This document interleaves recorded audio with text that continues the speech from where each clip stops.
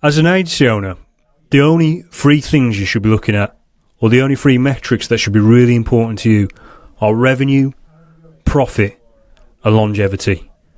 And I'm going to explain why these three things are the main things you should be worrying about, or the only things you should be worrying about. So revenue, everyone says, profit is sanity, revenue is vanity, whatever the saying is. Well, that's true. If you're making 100% margins on $1,000 a month, that's not sanity to me. That's insanity. You want to be making, I'd rather be making 10% margins on $1 million a month. Do you get what I mean? So, you need revenue. Revenue is potential profit. Revenue is, once optimized, can equal more profit. So revenue is like the big picture. Like how do we get more clients? And that's the easy one. Like that's the most obvious one, should I say. It's not easy, but how do we get more clients on board? And that's from advertising, it's from trade shows, it's from sales calls, cold calls, cold emails, content marketing, your SEO stuff, social media. So all of these things can be looked at, but they all lead to one place and one place only: get more clients. Okay, so that's that one. It's all the channels, all the marketing channels, and that's going to get you more clients in the door. And then the other one is add products or services. So if you're only offering one product, there's a limit really to how much money you can make, because if you get all the clients you can possibly get and you're offering one product, but they want another product and they're going elsewhere for that other product, you're losing out on that money. So if you add those products or services, you can make more money. So there's the second point. First one, getting all the clients in with all the marketing channels. Second point, offering more things for them to buy. And then third point, which kind of relates to the second one, is getting them to spend more.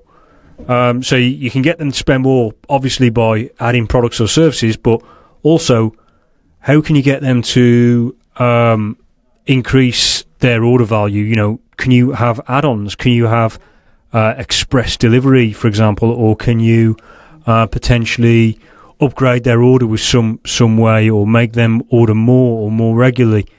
That's also a kind of marketing tactic to look at, that you don't want to ignore. So that's revenue. Obviously, you need to make profit. So it's no good making $1 million a month and you're only making, 4% margin or no percent margin, or losing money.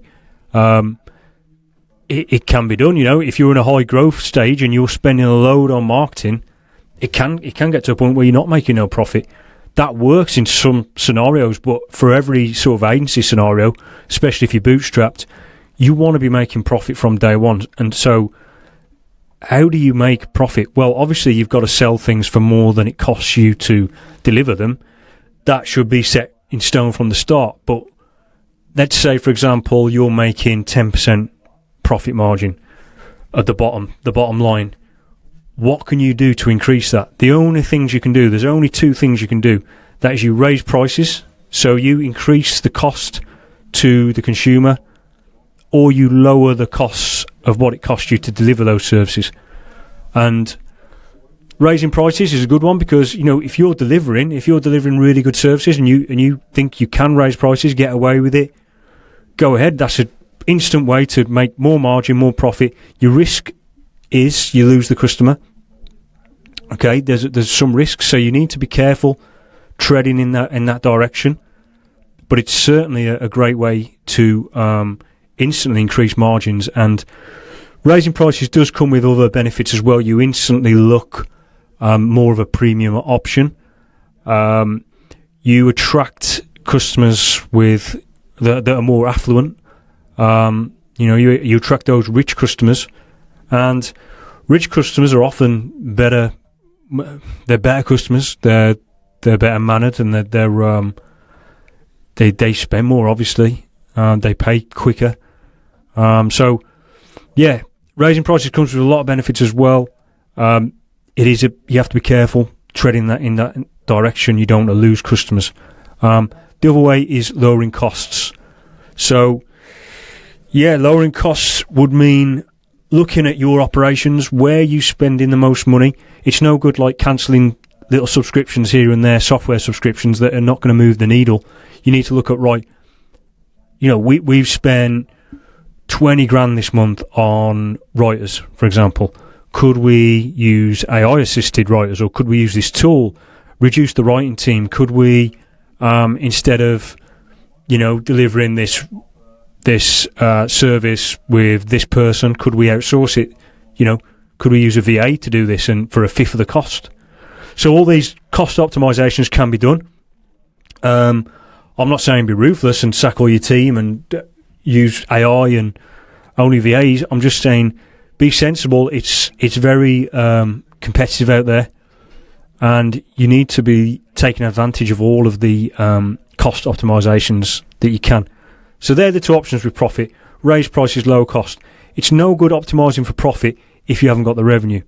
You know, profit is sanity, yeah, but profit has to be substantial. It has to be worth something, and it's only worth something if you can cut it out of a big piece of a pie, and that big piece of pie is the revenue. And to get that revenue, you need to do marketing. You need to spend money to make that money. Then you optimize on the back end in this bit. Then the third one, which don't often get talked about that much, is longevity. Now, an agency or any business is no good unless you can stand the test of time. You know, you can be a company that's around in 10 years, and you need to be thinking in decades. You know, you need to be thinking like, is this service I'm offering now going to be around in 10 years, or can some version of it be around?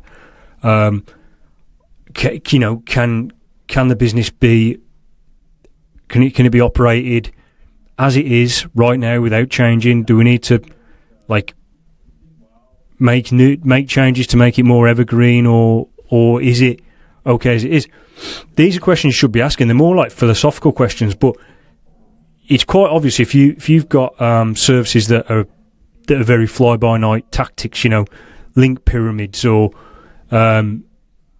fake comments, or just stuff that like are a bit underground and dirty. You know that they're not going to be around in 10 years. I would shift your mindset into offering more evergreen products, something, you know, that can be pivoted slightly, but the overall offer is something evergreen, something in 10 years' time someone is going to order and use, and your clients are going to be known. You know, you can be known to your clients for being the agency that offers that. That compounds as well, because if you're the guys that offer this service, you know, this evergreen service, you want to be known forever for that. You don't want to keep chopping and changing what you're known for. You know, if you're known as the content optimization guys, whether you're using AI, whether you're using human writers, whether you're using some tool, you're always the content optimization guys. So it's worth thinking about that and framing and positioning your agency in that way. The next one is recurring revenue. So, of course, I do like a productized offer. I do like the front end to be non-committal, and you can buy one thing and you can leave, and it's kind of like, you know, no contracts or anything like that. But on the back end, you need to build in some recurring revenue. It helps to just give your agency longevity, and it helps you sleep at night. It gives some commitment to cash flow from clients. So if you've got a client on board and you're spending a lot of cash up front for that client, you've got this recurring revenue and possibly even a contract which can help just keep you confident in your cash flow. And that's it. So yeah, there's three main things: revenue, profit, longevity. Those are the three levers, the three biggest levers as a agency owner that you can pull. Hope you enjoyed the video. Like and subscribe. I'll see you on the next one.